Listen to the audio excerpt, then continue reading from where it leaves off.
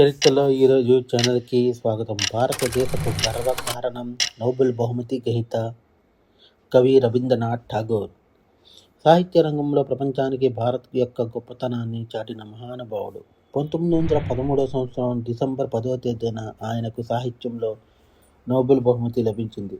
ఆ బహుమతి పత్రాలు విశ్వభారతి విశ్వవిద్యాలయంలో భద్రపరచబడ్డాయి.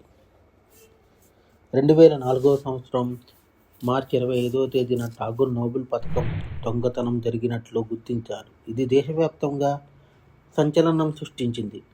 ఇది కేవలం బంగారం పథకం కాదు, భారత సాహిత్య గౌరవానికి ప్రతీక. ఈ కేసులో వివిధ దర్యాప్తులు జరిగాయి. కొన్ని నివేదికల్లో పథకం దేశం బయటకు వెళ్ళి ఉండొచ్చనే అనుమానాలు వ్యక్తమయ్యాయి. చివరకు బంగ్లాదేశ్ ప్రాంతంలో ఉందని ఫిబ్రవరి 3వ తేదీ 2008 సంవత్సరంలో గుర్తించారు. అయితే దీనిపై స్పష్టమైన అధికార నిర్ధారణ లేకపోవడంతో ఈ విషయం ఇప్పటికీ మిస్టరీగానే మిగిలింది. ఠాగూర్ నోబెల్ పథకం భారత సాహిత్య చరిత్రలో అమూల్య సంపద. అది కనిపించకపోవడం ప్రజల్లో బాధ కలిగించింది. ఒక కవి నోబెల్, ఒక దేశం యొక్క గౌరవం.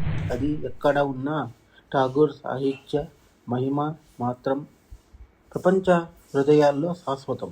మా కంటెంట్ మీకు నచ్చినట్లయితే లైక్ చేయండి, షేర్ చేయండి, సబ్స్క్రైబ్ చేయండి. మా ఛానల్ యొక్క నోటిఫికేషన్ మీ వరకు అందాలంటే కింద కనబడుతున్న బెల్ ఐకాన్ ట్యాప్ చేయండి. Thank you.